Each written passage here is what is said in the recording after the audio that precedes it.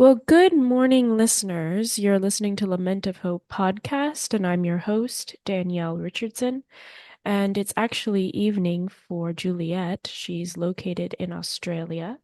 Juliet Marillier is actually the author of Daughter of the Forest, which is one of my favorite books, one of my favorite fantasy books so far. It was just so well written and poignant. Um, And typically, fantasy, at least in my experience, I'm coming to learn that fantasy characters actually contain a lot of depth, but obviously it does depend on the writer. But Daughter of the Forest is actually part of the Sevenwaters trilogy, so I do recommend that you look into that. The second book I actually deals with Sorcerer's daughter. Um, but I wanted to kind of start out, Juliet, with the fact that what gave you a passion and a heart for, oh, you see my cat in the background here. What gave you a passion for writing fantasy? Because from reading your books, I mean, it's a very different type of fantasy. I mean, it deals with some really heavy subjects, especially Daughter of the Forest. You had the rape scene, and then you also have recovery from that. And that, I mean, I had never come across that in a fantasy novel before. So, what gave you, I guess, kind of the courage? Because I thought it was branching out a little bit to bring up those topics, but also, what gave you a heart to actually insert those themes in the book? Very good question, which I could spend a long, long time answering. I don't think I ever actually had something in my mind that said, I will write a fantasy book, even though I had read I was an avid reader as a child and as a young person growing up, and I certainly read the fantasy of that time, which was, start off with the Narnia books, go on to the Lord of the Rings series and so forth. And I read all sorts of other things as well. So I was a fairly broad reader. Um, and I also read a lot of mythology, legends, fairy tales, sort of traditional stories. So I loved that kind of thing.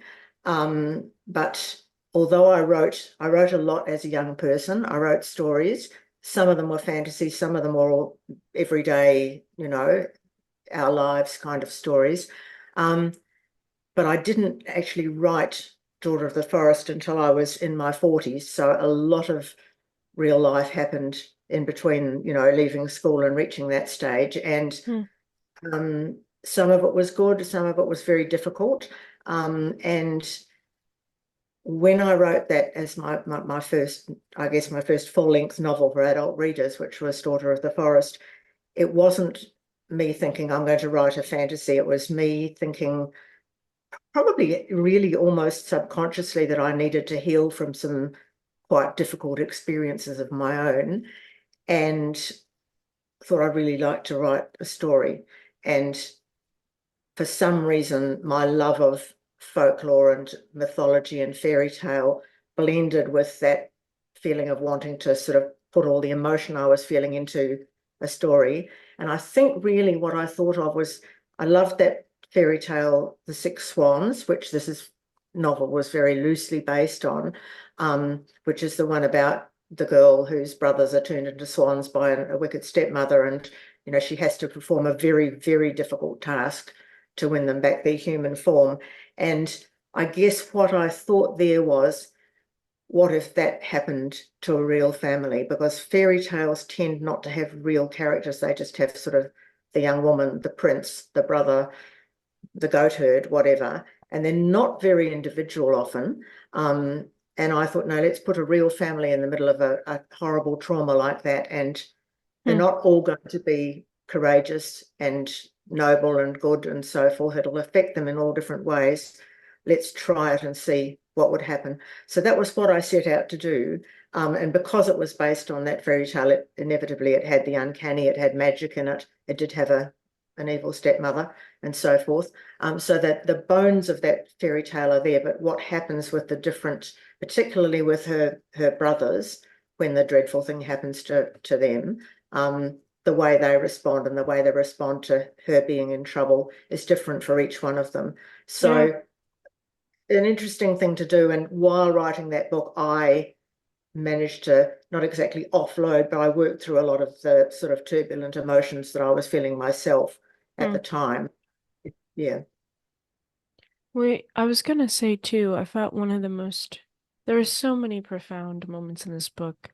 I think the ending, especially for me, and I don't want to say too much because I want people to read the book and not know everything that happens in it, but just kind of the healing aspect in the end in for Sorsha and kind of how that develops in her relationships and her marriage.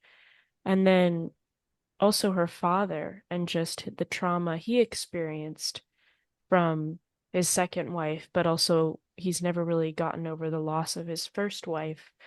Um, it was so real and relatable. And I think you could just see yourself in that so well. When you're talking about the turbulent emotions, like did you actually experience a rape yourself, or was that a means of expressing an emotion for you, or It was a means of expressing an emotion. So what I experienced was more to do with, it wasn't physical assault. It was more to do with sort of imbalance in a relationship, I think. And I'm not going to go into that in a whole lot of detail, mainly because there are people who are still, would have been involved at the time. sure. But it was, I think the fact that the rape scene is included in the book, and I have to say I had very different responses from readers to that, which is interesting to go into as well. But I included that because in the situation that Saoirse was in, quite young, all alone with nobody and living fairly wild, I felt that was something that was quite likely to have happened to her, to a girl under those circumstances. And so I thought, right, I'll put this into the story. I think it's particularly strong when you're reading that scene because it's all from her point of view. So Oh it's from the yeah. point of view of the victim, and that is sort of pretty tough to inflict on the reader. Um, yeah, very differing responses to that scene. At the time, because that was my first novel and I'd never had a novel published before, so I didn't know, I just wrote it the way I wrote it. Um, yeah, someone who read the book who was too young to have read the book, but thought, I suppose, because it was fairy tale based, that it was, okay for a 12-year-old, was absolutely horrified and contacted me and said, I think they said they threw the book in the fire or something. So Oh I wrote wow. a tactful response to that email saying, I'm very sorry you were upset. It's not a book for, it's a book for adults with adult material, etc. Back in that time, which wasn't, sort of absolutely ages ago, but it was a different sort of age, and there was no such thing as trigger warnings on novels at that stage. So there it was with that scene. And yeah, on the other hand, I've had people who have been sexually assaulted who have said to me that it felt very real to them, that scene, and they felt that it had its place in the story. And as you said, after that confronting scene, there's a lot of healing for different characters, and I liked the way I could work through that. And interestingly enough, in later novels, like particularly in my Blackthorn and Grimm series, which is a trilogy, if you like, there's a separate story in each of the three books, but there is a very disturbed, damaged pair of protagonists at the start who take the whole course of the three-book arc to assist each other to come out of the dark place and heal and Hmm. get on with the next stage of their lives. So I've clearly sort of kept that scenario, I guess, in my head as something that's important to keep working through. Well, I was gonna say, I mean, I think it's such an interesting and I think meaningful breakthrough in fantasy. I mean, I have loved fantasy for the sake of escaping, definitely life, because life is difficult and you experience a lot of hard things, and a lot of Hmm. times it doesn't end very well, all the time. Um, but with your book, it just felt like there was the good and the bad, and it was all in the same book. But the ending didn't give you this full sense of like, well, now all the problems are done and everyone's happily ever Mhm. after. And I think that's so unique and personable for people. And I find it so interesting that you would use fantasy as a means to express your own pain. Um, is there a particular scene in the novel that was really hard to write for you? Any scene that in which a character that I'm fond of has to have something bad happen to them is always hard to write. Hmm. Um, so that particular scene and any scene in which someone is cruel to, to somebody else is hard to write. Um, I think there's a scene. It's hard because it's a long time since I wrote that book, and I've written my concentration has been on other books since then. But any scene in which an animal is hurt or dies is very difficult for me to write because I'm very much sort of particularly I'm a dog nut, which meant that I was interested to see your cat walking across your shoulders. My dog is sleeping in the other room. They usually come in when I'm on Zoom and make an appearance, but I think they've given up for the evening. Yeah, so something bad happening to an animal is hard, and there is a scene like that in Daughter of the Forest as well. Um, yeah, so but it's part of crafting a story to have those things happen. Um, interesting, I've had a couple of people say that my work is fantasy for readers who don't usually read fantasy, which I guess means really a lot of my work is less about the world building and the magic, and it's more about the characters and the journeys of particular characters. That's what I find interesting. And although in the past I had loved Tolkien and traditional fantasy writers, and I still love some of those, I now tend to, when I read fantasy, I tend to go for writers who write characters that I can really become invested in. That seems a very important part of the reading for me. And if I want to switch off and have something very lightweight, I will read sort of cozy mysteries, so-called. I hate the description cozy. People have occasionally described my writing as cozy, and I feel it's not very cozy at all. Um, Yeah. cozy mysteries in which that good will prevail and they've got a lot of humor and so forth. That's my sort of turn the brain off and do something different activity. Yeah. Mm. Who are your what writers, fantasy writers do you look up to now that you really enjoy their writing? A writer called Kel Woods, who is relatively new. She's got, I think, one book out now and another one coming. And she wrote a book called After the Forest, which is a sort of like a continuation of Hansel and Gretel when everybody's grown up. But continuation which assumes certain things happened in the original story that we don't know about until we find out. It's set in a real period of history and very good characterization, wonderful imagination. And another new one coming out from her, which is a blend of Little Mermaid and Cinderella, Hmm. um, historical Brittany. Great combination of real history with a whole lot of magic and fairy tale. I think that fairy tales can be quite a powerful basis for storytelling today. And you don't need to, you can look at a fairy tale and you can find all sorts of meanings in it. There might be a fairly straightforward one that perhaps went with when it was first being told, and there might be a meaning that belonged to it when it was being retold, perhaps in the French court of the 17th century for, an audience of young women who were meant to adhere to certain codes of behavior. And there might be a good meaning for today's readers as well. Fairly different. Yeah. You mentioned earlier about your love of animals. How did that develop? Have you always loved animals or?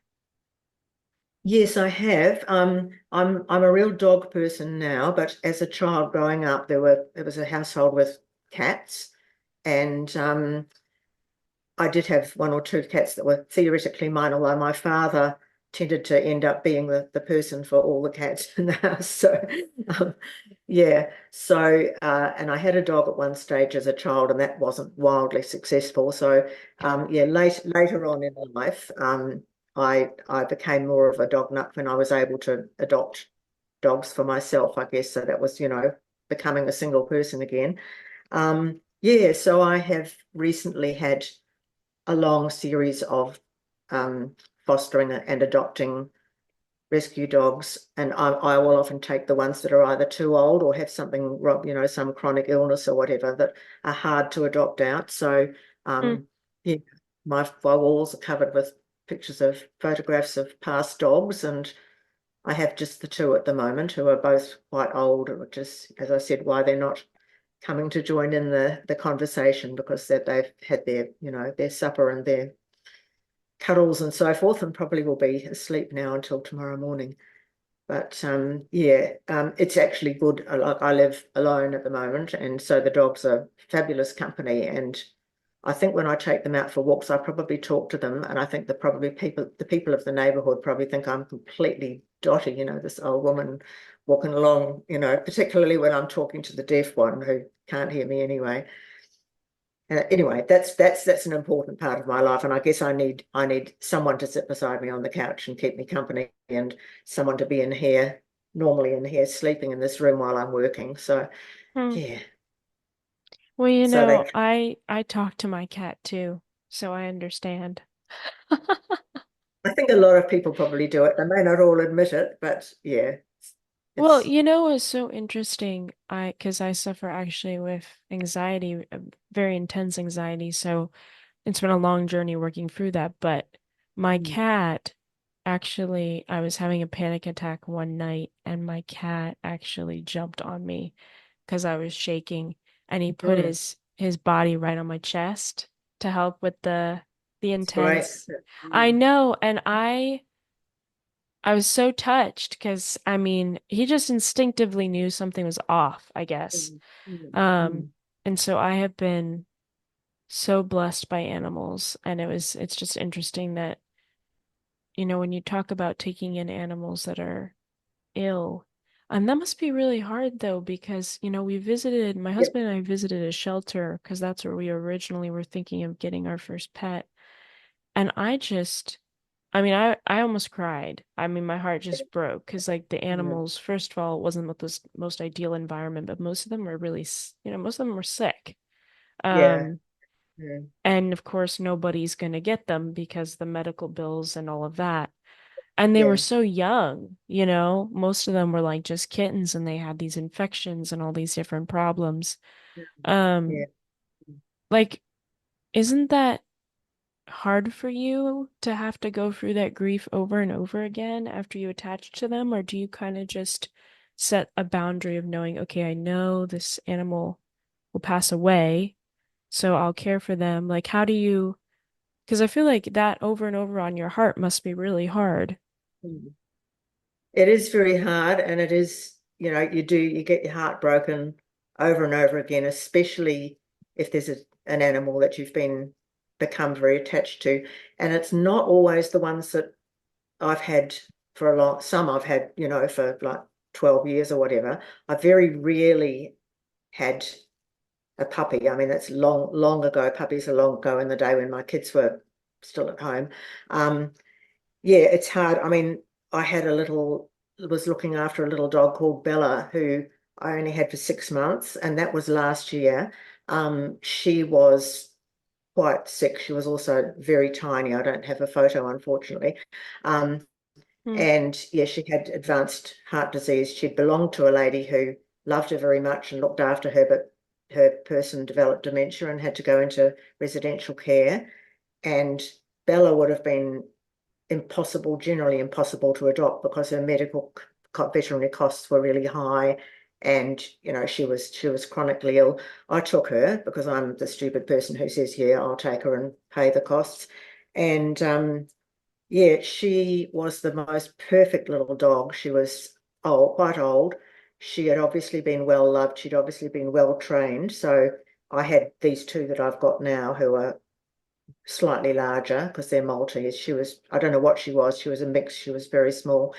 And she had to be walked on her own because she was too slow to keep up with my guys.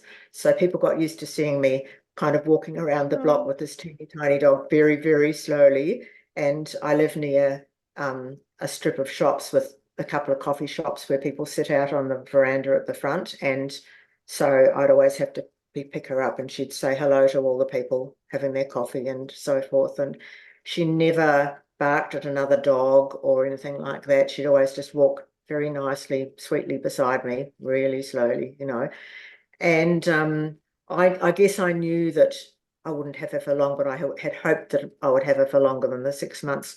The other interesting thing about Bella is that I have a boy dog named Rocky who doesn't like other dogs very much. So on walks, he does the opposite thing. He will bark at any dog we see, unless it's one of the, 2.5 dogs that he likes.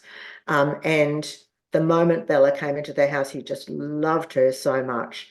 And she thought he was fabulous, I guess, big brother or whatever.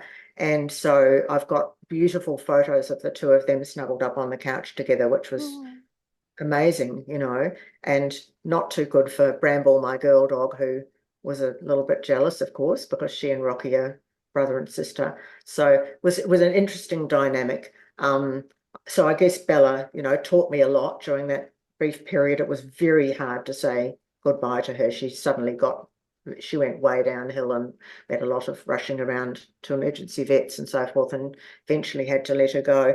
hmm. But thinking back, I learned a lot from having her.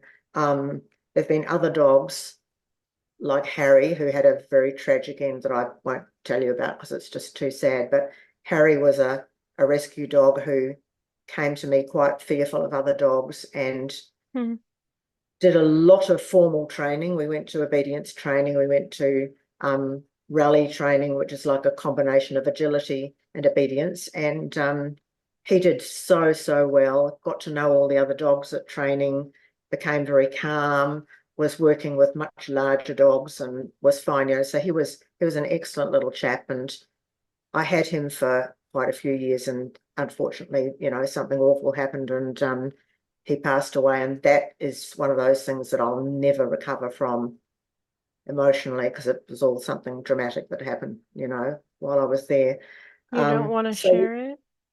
oh, I can if you want. Oh, yeah, please do. Yeah, out walking with Harry and Zen, who was another dear little dog that was the same size as Harry, a sweet little Shih Tzu, very calm boy, and walking the two of them on the lead up my street, and a Rottweiler that lived in the house opposite got out by mistake, came rushing over and grabbed Harry and basically sort of mauled him horribly.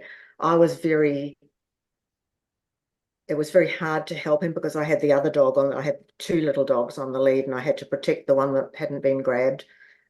So I did a lot of screaming and yelling, and fortunately my lovely neighbours all came rushing out to help. But that initial attack had been enough to give him, injure him too badly to survive. So there was then the rush to the vet, which was a long way off, and yeah, he'd been too badly hurt to survive.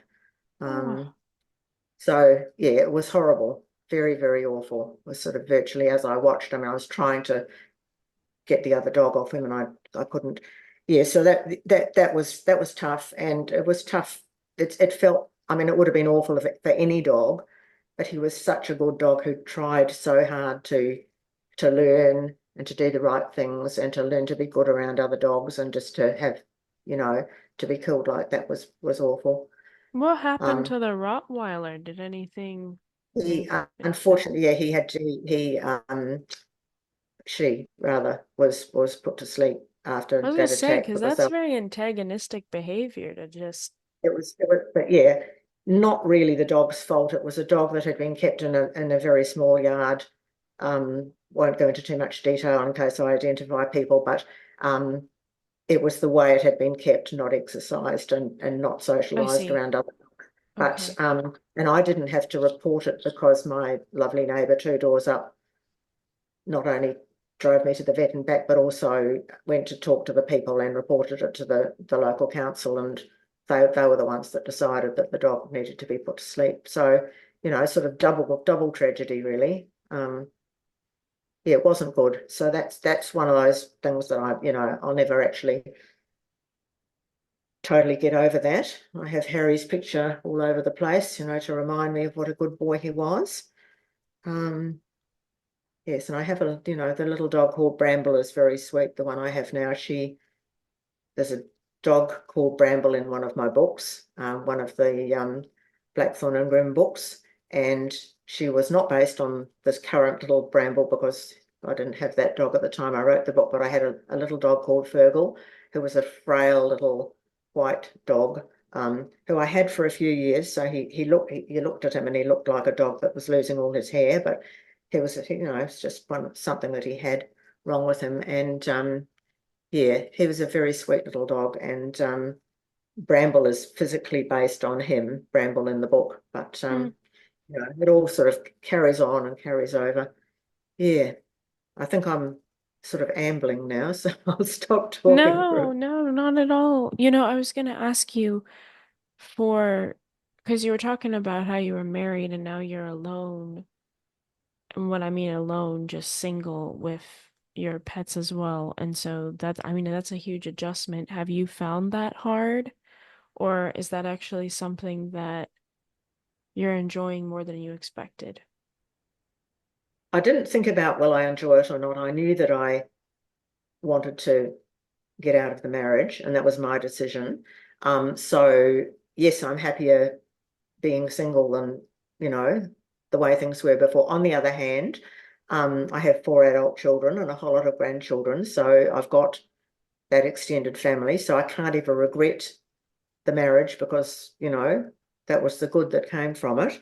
Yeah. And yeah, I these days, because I'm getting older, I sort of take steps to stay mentally alert, not be sitting around. It is not very good for a person to just be sort of alone in their house all the time. So I make sure I've got the social contacts and going out and doing things like singing in a choir and doing exercise. I'm in an exercise group and so forth. So although being a writer gobbles up a lot of time, Yes. particularly when working hard on a book. And I had a gap between the last series, which finished with a book called A Song of Flight that was published here in 2021. So that's 3 years.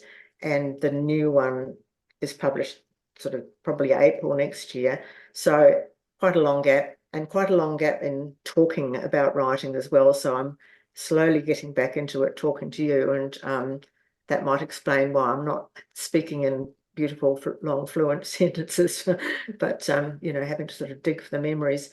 Yeah, Was so there a with break in the writing for a reason? Or, yes, I when the last of that series, that was the Warrior Bards series, the last of those came out. I had a real disagreement with my agent about what I was going to do next. I had certain mm, things that I really would have liked to do next. He didn't think that he'd be able to sell them to the major publishers who published my previous work. And so after him saying no to, I think, three different suggestions of projects, I made the decision that I would just go ahead and do it independently with a local publisher. That's with the agent's agreement, but it's not the normal sort of arrangement. So mm, whether this new series will end up as widely available as my earlier books, I don't know, because it's a publisher who I really like, but who is in the same part of Australia as I am, who'll have slightly less ability to sell to an American publisher or have it, have the book distributed there, and ditto with the UK and Europe. So we wait and see. Publisher is working on that as I speak. So yeah, well, what I wanted to do the project of the heart, if you like. It's not what I was originally going to do that I was showing my agent.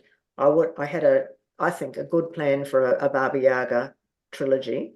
mm. Um, and he turned that down. And since then, a lot of other people have got into Baba Yaga and Russian folklore and have written books, short stories or novels based around that idea. And so I felt I'd have to let go of that and do something else. So yeah, so I happen to know this guy who's a local publisher who I really trust and believe in, and he knew that I was planning something. So we basically got together and they decided that the New Dawn publishing would do it for me, which is great. Hmm. So for you, it's not so much because, like you said, I mean, that is a new and a bold move, and you may not make as much money from it in the sense that not so many Yeah, places are going to have the book to yeah, sell, but you really are passionate about the topic you're going to write about. yes, yes, I am.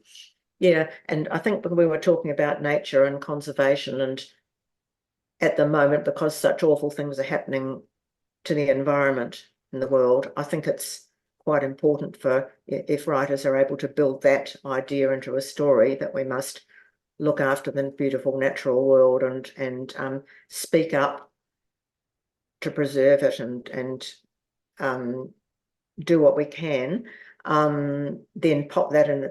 I thought that's so important to me. I want to put that in the heart of a story, and it's also a story in which the protagonist is neurodivergent. She's someone who um, is very smart, but has difficulty with her human relationships and with Mm, reading expressions and so forth. And um, she's placed in a situation where, because the forest that on which near which she lives is comes under threat, and because she's promised as a child, she promised that she would look after the forest and do everything she could do to preserve it and protect it. When it comes under threat from someone very powerful, she ends up having to come out of her safe place and speak up and cooperate with other people in order to make things happen, and that's quite challenging for her. mm, Um, there's a theme so there's a big environmental theme, and there's also, we're talking about animals in my stories, and um, she is a person whose particular talent is with calming animals who are under stress or difficult or whatever. So as she lives in a farming community, that's something that makes her accepted, even though people think she's a little bit strange and weird, because she can't hold a light social conversation with people, and she sometimes makes mistakes about what people want of her. Um, but she has a gift with animals, and so clearly to the local farmers, that's handy if they've got a situation where you've got an animal giving birth that needs to be calm, or there's a particular scene in the story with a horse where she has to intervene in a very difficult situation. mm. Um, that is both sort of a blessing in that it's she can do good things, but it can become difficult because sometimes people think it's witchcraft or something uncanny that she's using, and she lives in a society where that would be, punishable by something quite dire. So it's been interesting to write. I've written the first one, and I'm working on the second. It's just a two-book series, working on the second one at the moment. Yeah, she's been a great character to write, Mm.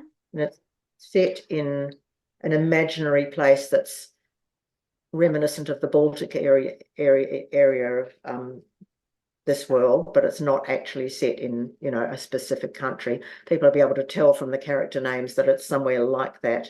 It had to be set somewhere where amber was found. So choice between, South America or the Baltic region. That was where I decided I would go for Europe, because I wanted that kind of cold winter climate, and forests. What, when you're talking about the environment and your passion for it, especially that so many of your books revolve around environmental settings, Yes. and surviving in them. And also, I mean, for Daughter of the Forest, the main character, Sorsha, has such a respect for the forest, where she lives, and she doesn't see it as an antagonistic force, even though many people would, having to survive off of the forest. Um, you know, what ways would you like or you think people could do better in stewarding the earth that you wish people would think about or utilize? Huge question. Yeah. Before I go into specifically into that, probably should explain, that I'm a member of a Druid order, and part of modern Druidry is, or particularly in the group that I'm with, which is called the Order of Bards, Ovates and Druids, OBOD for short, um, is an understanding that we, humankind, are part of the natural world. It's not, there's nature out there and there's us kind of somehow different or set above it, but we're part of it. It's like an organism, every part of which is dependent on the rest, from, your tiny little bug to an elephant, a whale, a human. And so I guess it's educating people to understand that. And if they understood that, they would realize what terrible damage is being done now, and that we can't go on. Like, I live in Western Australia, which is a mining state, and still mines being dug. Um, you know, a failure to move quickly enough to sustainable forms of power.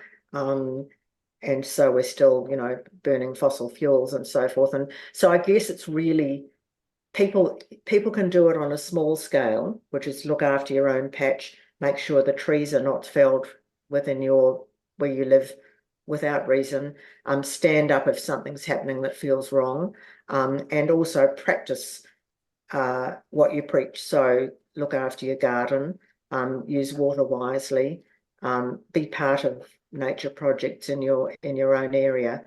And then there's the stand up and be counted in terms of your member of parliament, your change of government. Look at which of the people in control are doing the right things and which are heedless of the importance of the environment, and try to influence those people, vote for the correct party, or vote for the party that's going to have a good environmental policy.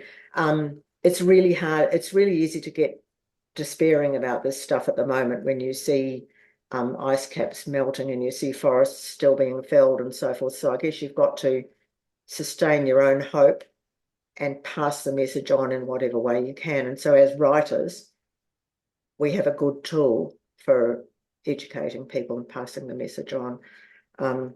That sounds a bit highfalutin, I guess, but it's a message that is in my books in some way or another. And I have to, I hasten to say that even though we've got Saoirse with her forest way back in my first book, and we've got another young woman with her forest in this book, it's a different story. So, but I guess the message unites them, which is that looking after nature is important, that we're all part of that network. Every part of it is interdependent, and if we don't look after it, where are we? It's Yeah. absolutely vital. Well, I was gonna say, I mean, at least in the book Daughter of the Forest, it didn't seem preachy about the environment. That's the thing that, good storytelling, one thing I learned as I was a journalism major in college was that if you want to tell a good story, you don't preach at people, you just tell it as it is, and it will come through and people will understand.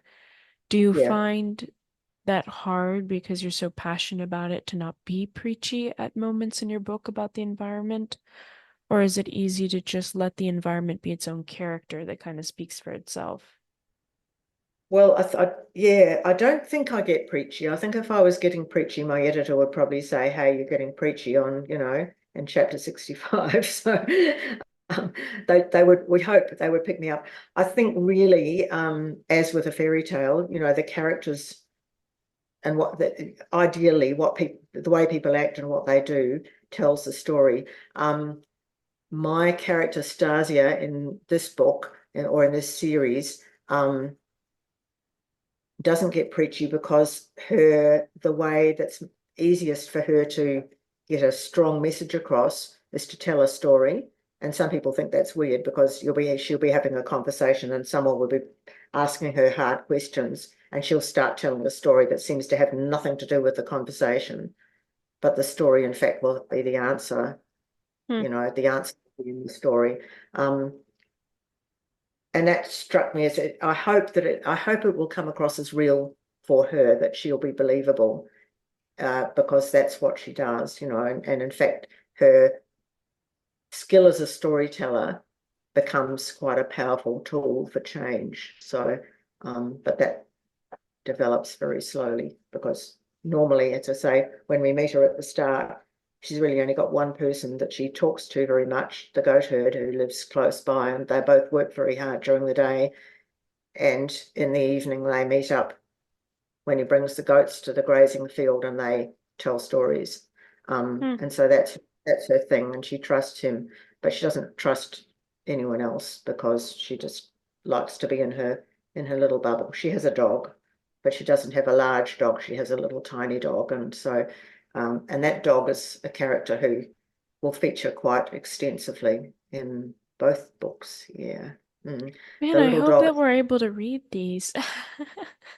They sound so fascinating. I hope that your publisher is able to get them to the US or accessible. He's trying. He's talking to people over there. So and with luck, even if perhaps they don't come out in print there, they'll be available in audiobook. Don't Yeah. can't say definitely, but I think that's possible, and we hope that they'll be available in ebook. So yeah. Well, I wanted to ask you when you mentioned I've never met someone who said they were part of a druid. Um, what did you call it? A druid? Druid order. Yeah. Yeah. What do you believe? What does a druid order believe? What's kind of the creed you live by? Do you believe in like a higher power? Like how does that work? Um, There's, I can probably only speak for OBOD, which is the group that I belong to, Order of Bards, Ovates and Druids. Um, and, there are three things. One of them is what I said about the responsibility for the environment. That's very important. Belief that we are part of the environment and that it's up to us to be responsible for it, look after it, honor it, treasure it. Um, Number two is to do with that higher power, God, goddess, spirit, whatever you want to call it, rather than believing that there's a deity set up above and that we're down here and worshipping the deity that's set apart. What we believe is that the divine or God or spirit is something that exists in all of us, that exists in all living things, and that unites us, it makes us one whole. And I tend to think of, I mean, this will come out in my writing as well, think of it as a little flame within, a spark, a flame, goodness, spirit, God, whatever you like. And we've all got it. And in some people, it's very strong. In some people, perhaps people who've been damaged, who've had trauma, who have been through some really bad experiences or have grown up in a difficult place, it might be down to just a little tiny little flickering flame deep down. Hmm. But it's always there. And so if you recognize that, then you learn to accept that everybody, even if it's someone you might take it well, you don't take an instant dislike, but you might be someone who doesn't behave very well, someone who's very closed down.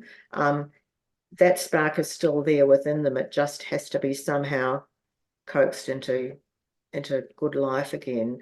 That affects the way I write characters because or the way I write them now. I think that when I started out and when I wrote Daughter of the Forest, I wrote some cardboard cutout villains there, particularly Lord Richard. And there's no real explanation for what made him the way he is.